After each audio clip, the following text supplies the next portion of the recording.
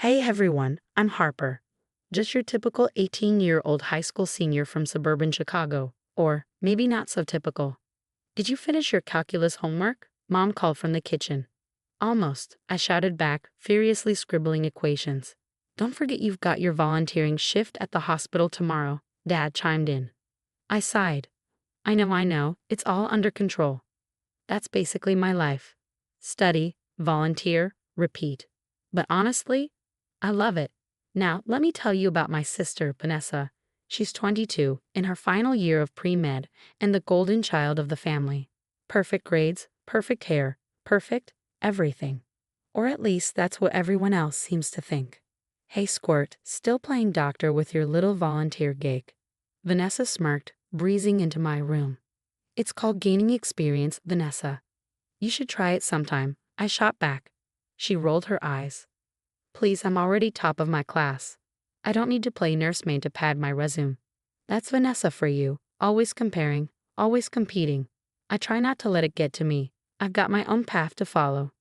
Later at dinner, it was the usual Vanessa show. So Vanessa, tell us about your latest research project. Dad beamed as she launched into an impressive explanation of her groundbreaking work. Mom turned to me. Harper, why don't you do something like that? It would look great on your college applications. I forced a smile. I'm focusing on my hospital work right now, Mom. It's giving me real-world experience. That's nice, dear, she replied, already turning back to Vanessa's story. After dinner, I retreated to my room to work on my college applications. Johns Hopkins is my dream, and I'm determined to make it happen. Hey Harper, what you working on? My best friend Mike texted. Just polishing my personal statement for Hopkins. Want to read it? Sure, send it over. As I hit send, I heard Vanessa's voice from downstairs. Mom, Dad, guess what? I just got an internship offer from the Mayo Clinic. The house erupted in cheers. I sighed and turned back to my computer. Suddenly, my heart stopped. My applications, my personal statements, everything was gone. I stared at the screen, panic rising in my chest. No, I muttered, searching through every folder. How could this be happening? Grabbing my phone, I dialed Mike. Dude, I need your help. It's an emergency. Whoa, slow down, Harper. What's going on? My applications, they're gone. All of them. Can you come over? While waiting for Mike, Vanessa sauntered back into my room. Still working on those applications, little sis. You know, there's no shame in applying to community college. Not everyone can handle the pressure of med school. I gritted my teeth. Thanks for the advice, Vanessa, but I got this. She shrugged, a smirk playing on her lips. Just looking out for you. Wouldn't want you to be disappointed when the rejection letters start rolling in. Before I could respond, the doorbell rang. Thank God, Mike was here. As Mike worked his tech magic, Vanessa's words kept replaying in my head. Something felt off. Hey Harper, I think I found something, Mike said, his voice tense. These files weren't just deleted. They were accessed remotely and then wiped. My blood ran cold. What are you saying? Someone hacked your computer, Harper, Mike replied, and I think I know who. I followed his gaze to the screen. There, clear as day, was an IP address, Vanessa's laptop. No, she wouldn't, I whispered. But deep down, I already knew. I stormed downstairs, finding Vanessa in the living room with our parents. How could you? I shouted. You deleted my applications. Vanessa's face paled. Vanessa quickly composed herself. What are you talking about? Have you lost your mind? Don't lie, Vanessa. We traced it back to your laptop. You hacked my computer and deleted everything. I was shaking now, tears streaming down my face. Our parents looked bewildered. Dad stepped forward, trying to calm the situation. Girls, what's going on?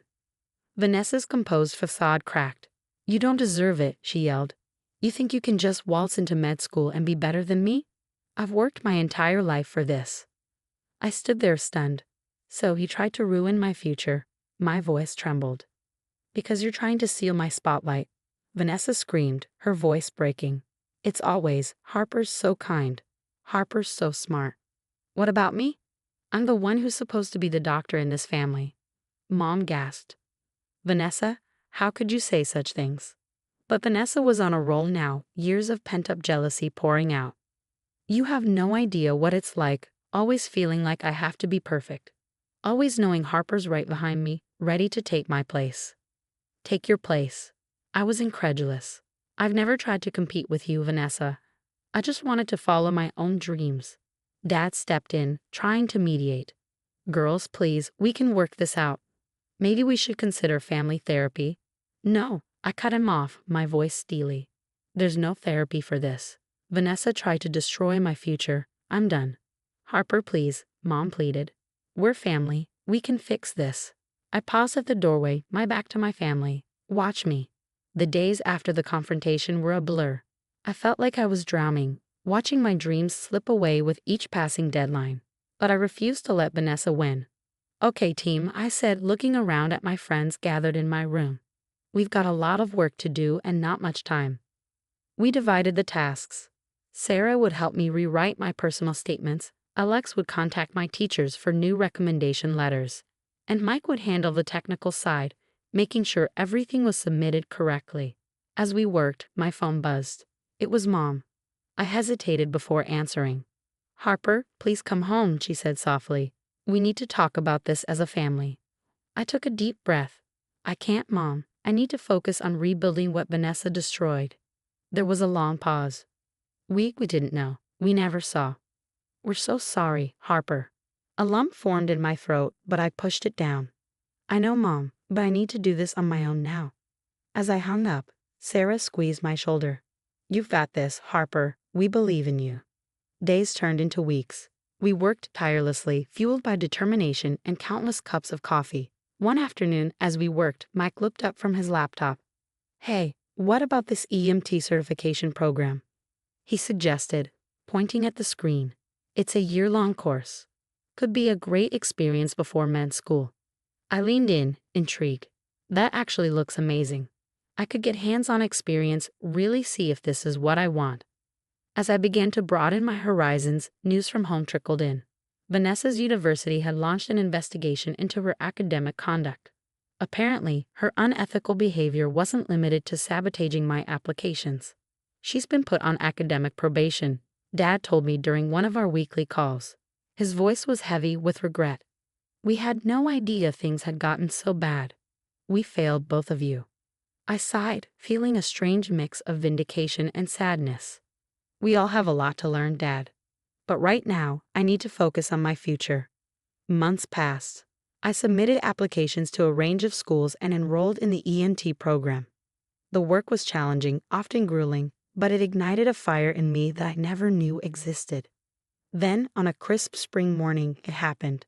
I was at the EMT station when my phone buzzed with an email notification. My hands shook as I opened it.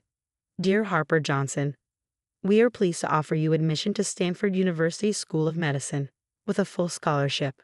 I stared at the screen, tears filling my eyes as the weight of everything lifted from my shoulders. Despite everything, I had made it. I couldn't believe my eyes. Stanford with a full scholarship. I read the email 3 times before it finally sank in. Mike, I yelled, dialing his number. You're not going to believe this. As I shared the news with my friends and family, a weight seemed to lift off my shoulders. I had done it. Despite everything, despite Vanessa's betrayal, I had risen from the ashes and forged my own path. I couldn't help but wonder if Vanessa had heard about my acceptance. Part of me hoped she had, not out of spite, but as proof that her actions hadn't defined me. I had defined myself. Later that night, as I looked out at the stars, a sense of peace washed over me. This was just the beginning of my journey, and for the first time in a long time, I was excited to see where it would lead. The lecture hall buzzed with excitement as I gathered my notes. 2 years into Stanford Med, and here I was about to present my research to some of the brightest minds in emergency medicine. Taking a deep breath, I stepped up to the podium. Good afternoon, everyone. Today I'll be discussing our findings on innovative triage techniques in mass casualty events. As I spoke, I caught sight of my parents in the audience, their faces beaming with pride. Our relationship had come a long way since the fallout with Vanessa.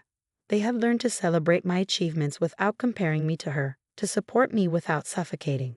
As the day wound down, I found myself surrounded by friends, colleagues, and family. Mike pulled me into a tight hug. You were amazing, he whispered.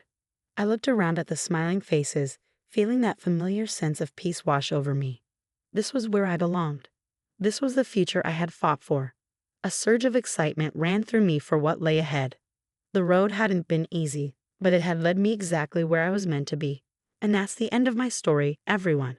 Now I've got a question for you. If you were in my shoes, would you ever forgive Vanessa for what she did? Or are some betrayals just too deep to move past? Share your thoughts in the comments below.